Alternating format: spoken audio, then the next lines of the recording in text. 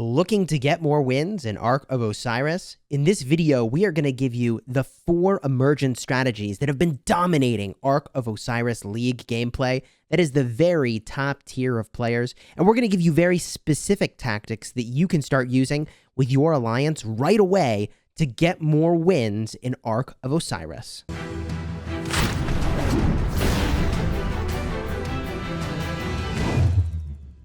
Hello, my friends, and welcome back. I'm Chisgule Gaming. We've been casting Ark of Osiris League, watching the very top-tier teams, and there are 4 emergent strategies dominating the top tier of gameplay. So in this video, we're going to break down what those 4 strategies are and how you can use them, as well as some very specific tactics, regardless of which of those strategies you choose to use, that will help you get value with your team, and you'll want to share this with your team members. If you like Rise of Kingdoms guides that help you get value and smash your enemies, consider smashing that subscribe button for daily Rise of Kingdoms videos. We are a sponsored content creator, and we have been casting the official Rise of Kingdoms coverage for Ark of Osiris League.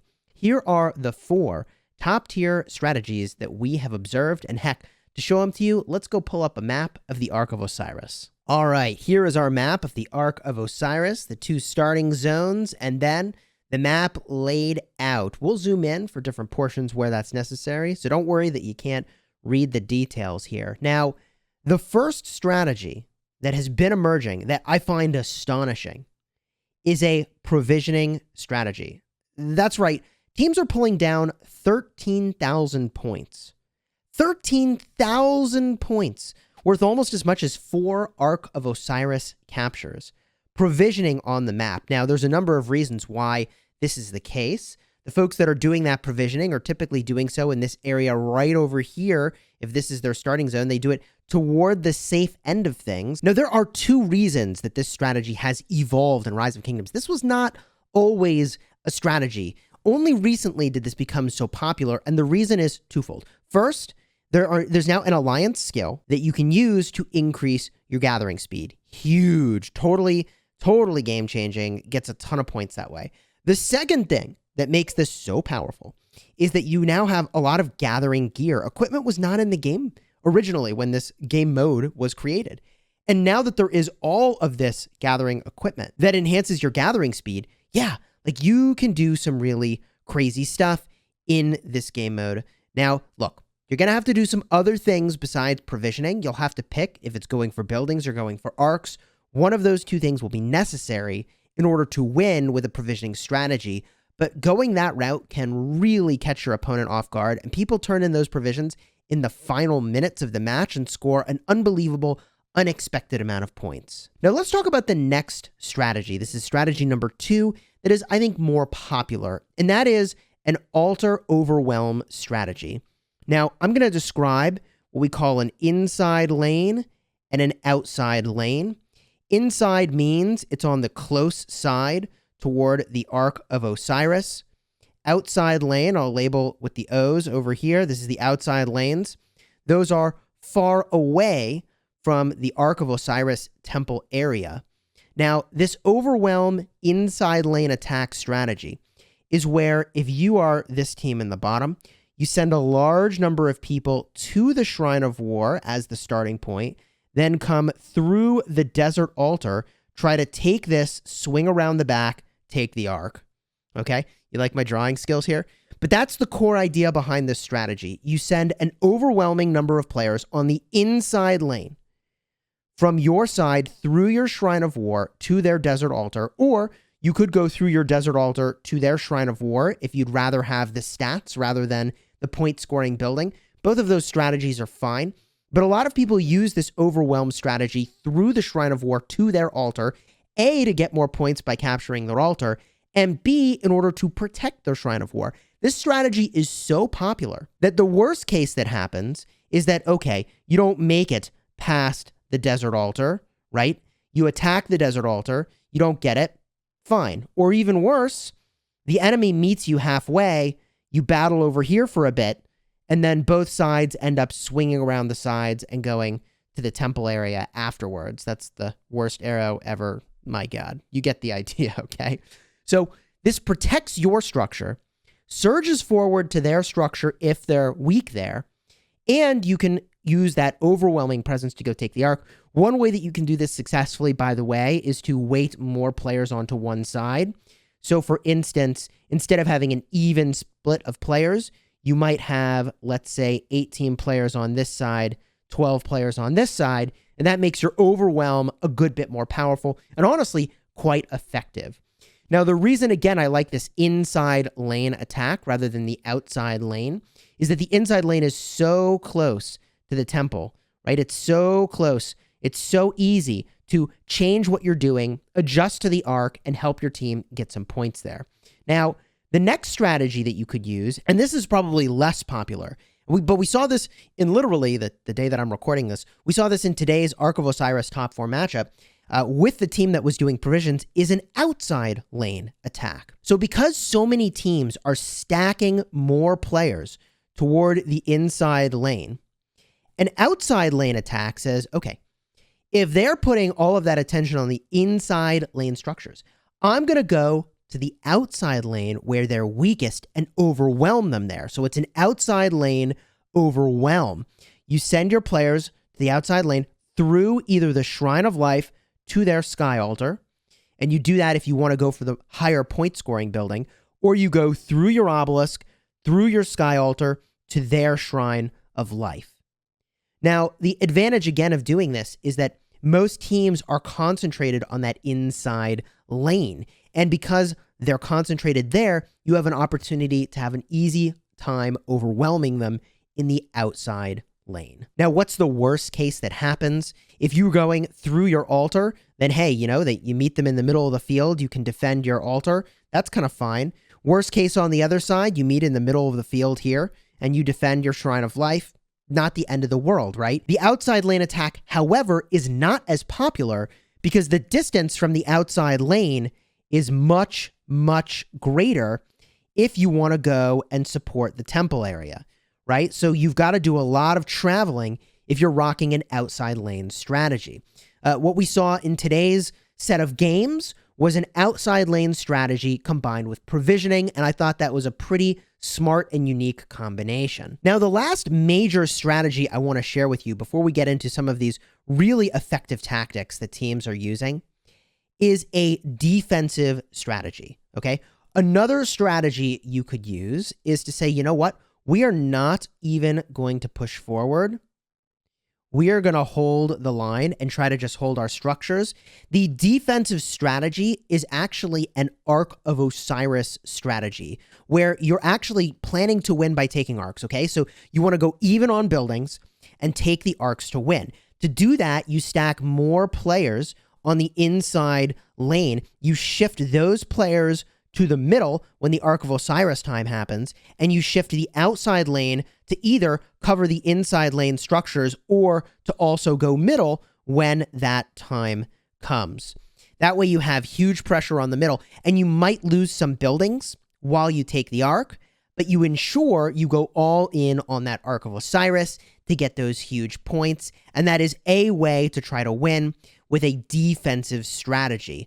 I don't love the defensive strategy necessarily because one really bad breakaway from an opposing Ark carrier could bring that Ark back to somewhere like here.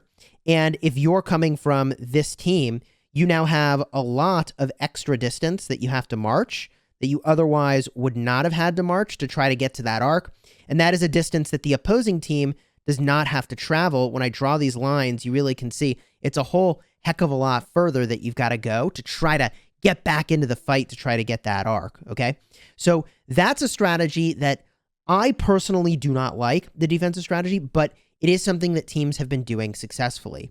Again, my personal favorite strategy is that inside lane overwhelm, where you have higher numbers, you run through the Shrine of War, right? You take the Desert Altar, swing around the back. Really strong teams are not going to let you pull that off. And you might just get the Desert Altar, not have enough strength to then push into the middle. And the trapping of that sort of approach is that you might find yourself now forced into a building strategy because you actually don't have enough punch left to go and take the the ark in the center here. So now that we've covered the 4 major ark strategies that we've seen really successful in Ark of Osiris League, and I'm not saying there aren't more, I'm saying these are the dominant strategies that we've seen win a lot of games. Let's talk about some tactics that you can use. These are very specific things, regardless of which of these strategies you use, that might help you win more. And the first thing we need to talk about that's absolutely critical, that is cost teams an astonishing number of games, is simply holding the Ark of Osiris. Now, if you are this team over here and you take the Ark of Osiris, you get a breakaway, you have a couple options. Option 1 is to take it to an outpost, you try to score there. Option 2, take it to an altar, try to score there. I suppose I drew that line, you could have gone more straight. Option 3 might be to go to a Shrine of War. But what teams are doing that I'm finding to not work in more cases than not is they run the Ark back to their obelisk. And the reason they're doing this is they're trying to get to safety, and they're actually trying to manipulate the clock.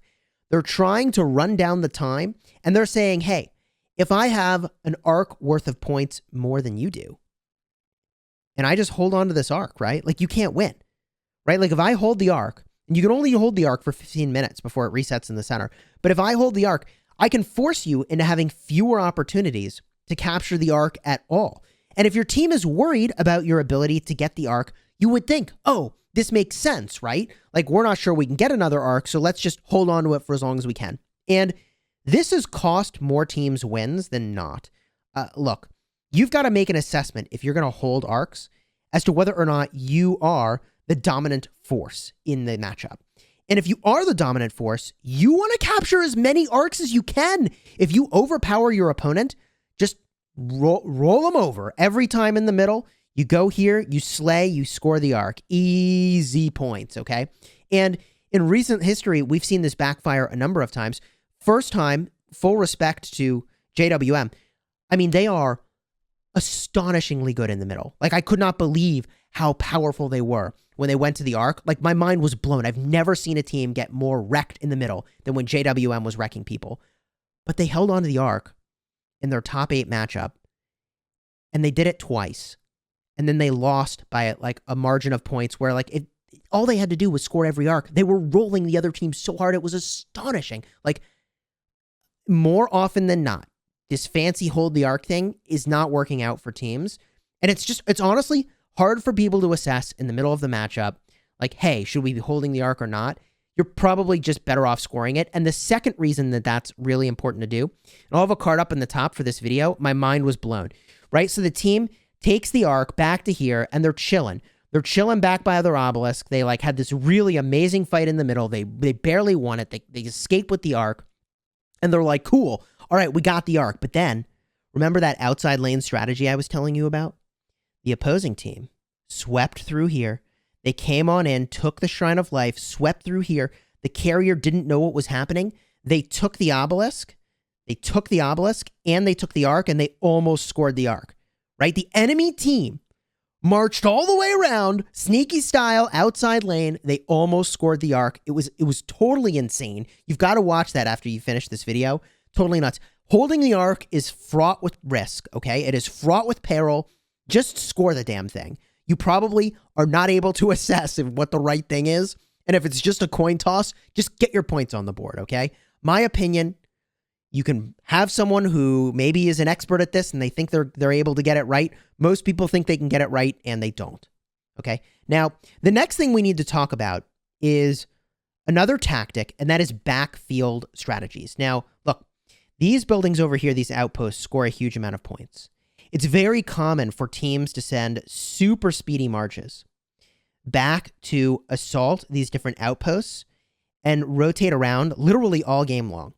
If you're not doing this, it's something I want you to start to think about. How are you providing pressure to the backfield? Because look, these outposts are not worth 0 points. They're worth a meaningful amount of points. All of them together, I think it's 30 points a minute each of them, right? So it's like 90 points a minute, something like that for all three. And in addition, you've got people caravanning back over here.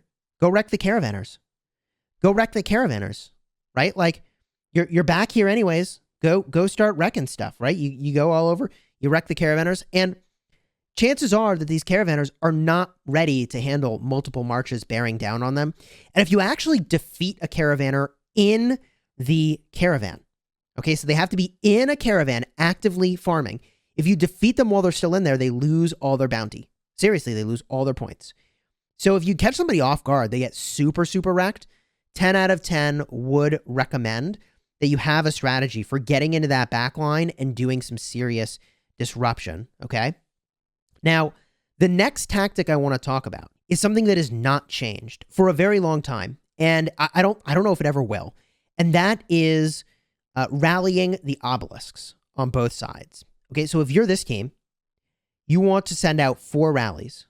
Your obelisk, the enemy obelisk, your obelisk, the enemy obelisk.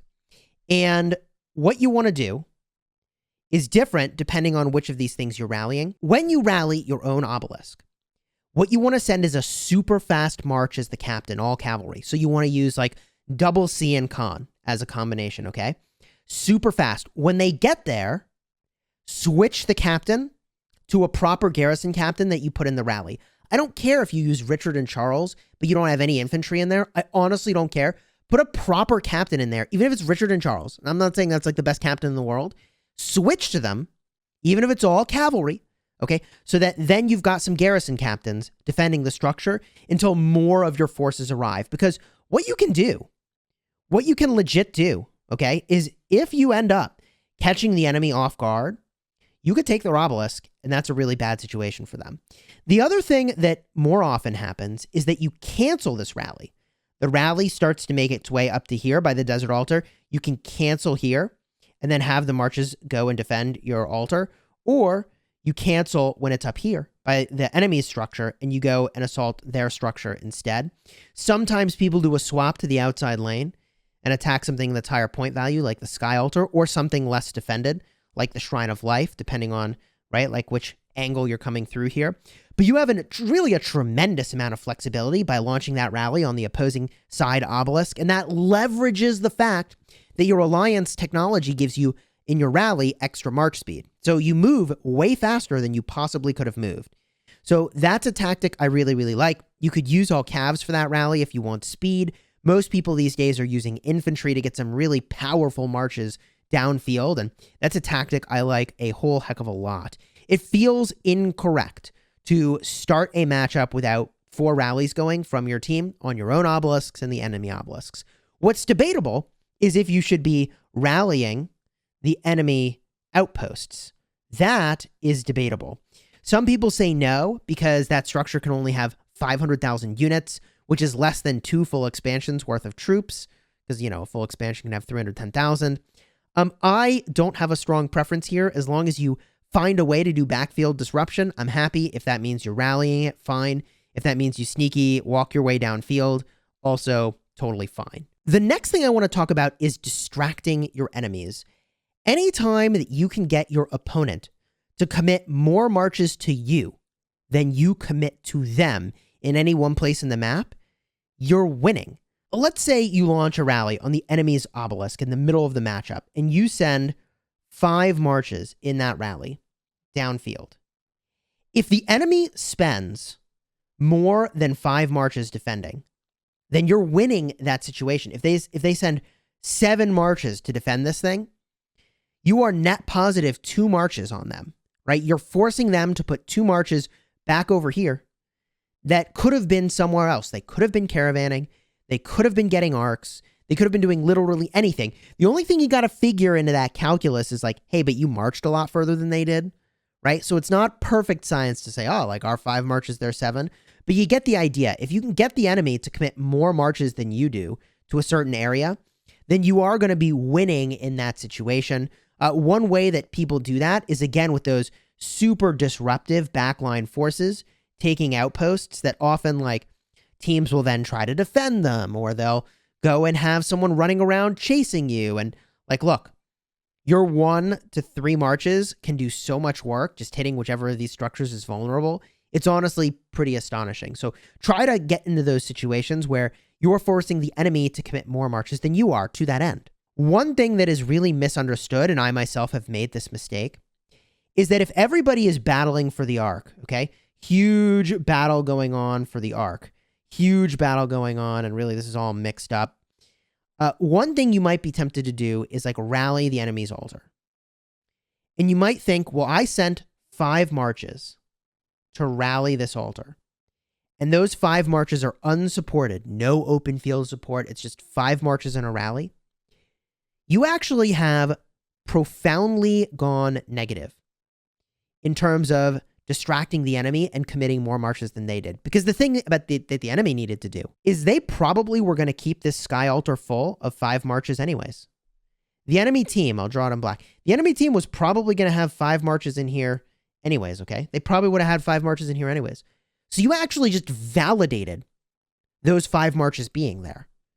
You gave them a huge positive trade by sending an unsupported rally. Now, if you sent with that 5 marches in the rally, an additional 5 marches to swarm, you actually probably will take that building, or you're going to force the opponent to send another, I don't know, 3 to 7 marches to defend, feeling how pressured they feel. But if you can create these situations where you're committing fewer marches than they are to get stuff done, that's really good. And it's deceptive sometimes how you might be, as I was describing, wasting a whole lot of marches. In this case, you rally that thing while everybody's battling for the Ark. They were probably going to defend their structure anyways. Your 5 marches validated their being there. You could have had them sort of be wasting their time defending, and you just justified their being there. So it's a little bit unintuitive sometimes how that works, but it's important to keep in mind that you should always be forcing your opponent to overcommit, and you want to try to not overcommit yourself, because every march you overcommit to something is a march that could have been literally caravanning for points, and those points, 13,000 in a match. It's real. The final 2 things I wanted to talk about, I can show you from within Rise of Kingdoms. It's separate from the map that we were just looking at. The first is when you open field brawl, some commanders that are really important in the Temple of Osiris area when you're going for the Ark of Osiris. And I'm not saying like everybody needs to bring one of these. I'm saying there needs to be a few of them around. Include Constantine for the 10% damage taken reduction. It includes a commander like Alexander the Great. Lots of people should bring him for the shielding that they're going to offer, and the damage taken by enemies from the expertise skill is also really, really crucial. I also, of course, really like Guan, who does an area of effect silence. A commander like William is really exceptional because they're making everybody nearby get some stats, generate some rage. A commander like Mulan is absolutely freaking game-changing for the buff that she brings, especially when expertise is just astonishingly good. Heck, Joan of Arc, classic, but so good. There has to be a few of those running around the middle.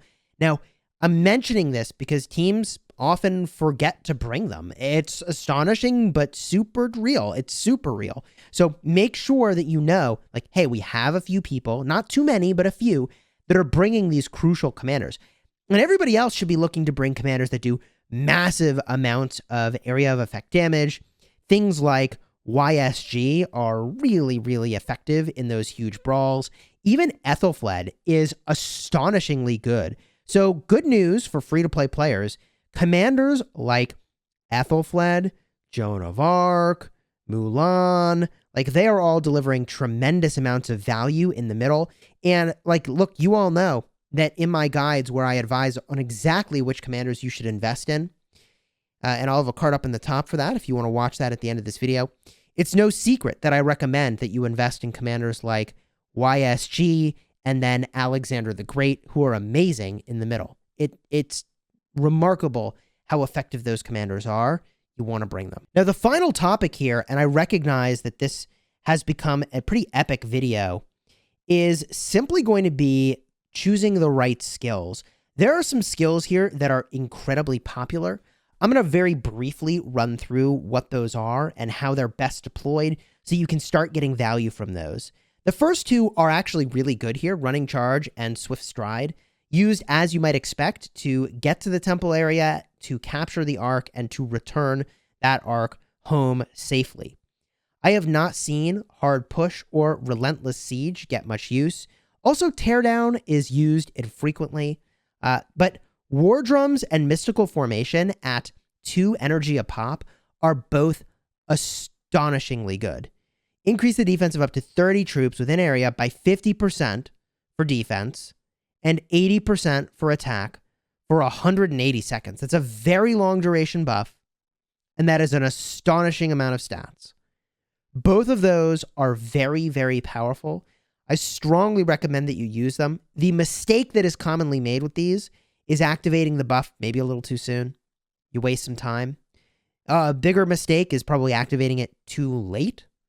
You waste a bunch of time that way as well. Valiant Stand is something we saw get some use in Ark of Osiris League. Holding structures is worth a lot of points, and 3 energy to be able to defend more effectively can be worth it. The best way to do this is to use it before the fight has even started.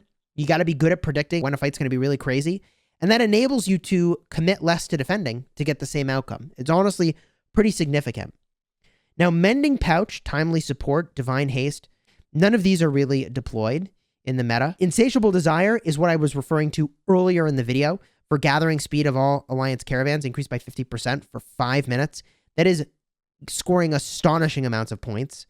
For 2 energy, it's honestly a steal. Bog Down is used in part for the slow. You reduce the march speed of up to 30 enemy troops by 50%, but also the defense reduction is deceptively good. The defense reduction of 30% is a pretty solid use of this. I would not bank on getting value from the march speed. The defense reduction is good. I'm just going to point out for a minute, though, that I think you're better off with the inverse effect, right? Like 2 points to boost your own defense by 50% seems better to me than trying to get bogged down to reduce the enemy defense by 30%. Desert Storm is something we've not seen used. Divine Aid is mandatory. Every single team is using it. If you can teleport your troops closer to the front, then yeah, you can walk less, and walking less means you're fighting more. Sneaky Tactics is something that's not used, nor is Hurlstone, Unwavering Resolve, Heaven's Grace. I've not seen any of these used, although I'm just going to point out that Hurlstone seems really cute. Like, for 3 energy, you could Hurlstone at the enemy obelisk, and if it's unoccupied, you disrupt their point gain and you take it? And even if all you did was disrupt their point gain and their ability to teleport, I mean, it's kind of cool. I kind of like this. I mean, look, it's cute. I don't think it's good. What is good is this final ability here, To the Death. Increase the damage dealt of up to 30 Alliance troops within an area by 100%. Wow. This is the all-in play right here. This is the all-in play right here. Increase their damage reduction by 30%, and it lasts for 1 minute. Huge. Huge. During this period, troops cannot receive any healing. My understanding is that the cooldown on this is so long that you can only do it once per battle. It's an all-in play for an Ark of Osiris. That's when you use it. That is when you use it. It's very, very powerful. To the Death is an ability that has become increasingly popular. In fact, if I were to pick the abilities that most teams are using, I would say that the 6 you're going to choose would be To the Death, Divine Aid. If you're really good at caravanning, and most teams won't be, Insatiable Desire. But since most teams won't be, I'll skip it for now. Mystical Formation and War Drums. And then Swift Stride and Running Charge. Like, that seems really fine. Variations of that would remove one of the March Speed abilities for Teardown or Valiant Stand, or for Insatiable Desire. Or you could remove both of the March Speed abilities and go for Bog Down and Insatiable Desire, or Bog Down and Teardown. Bog Down and Teardown are popular. They are fairly versatile. So I like both of those abilities. You know, I have to say, I like the simplicity and effectiveness of Swift Stride. Increasing the march speed of all Alliance troops by 50% for 30 seconds. Look, this map, this game mode, it's all about getting to the right place at the right time. And wherever you're going, you don't have to worry about being the right area of effect when you target it. Swift Stride makes everybody get to where they need to be faster.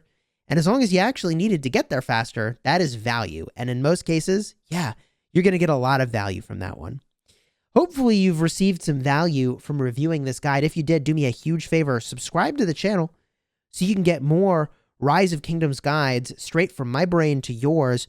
And throw a like on this video as a way of supporting the channel and giving me a high five to be like, hey, Chisgule, that was a freaking awesome rundown on the top 4 Ark of Osiris strategies. I'm not saying there aren't other ones. That's the 4 I've seen as emergent in the metagame for Rise of Kingdoms. And if you enjoyed these tactics, that regardless of what strategy you use, like I don't care what you do, but if you pick anything you do, These tactics we shared about how to intelligently hold arcs and generally not to do it, the backfield disruption, the rally choices for the obelisks, the support commanders, and so on. I hope you start getting value from that right away. Really, I do. If you're looking for some more Ark of Osiris crazy stuff, I've already shared some cards throughout this video, so you can tap the little info button up top. It'll take you right to one of those awesome videos. And until next time, you have fun smashing the kingdom.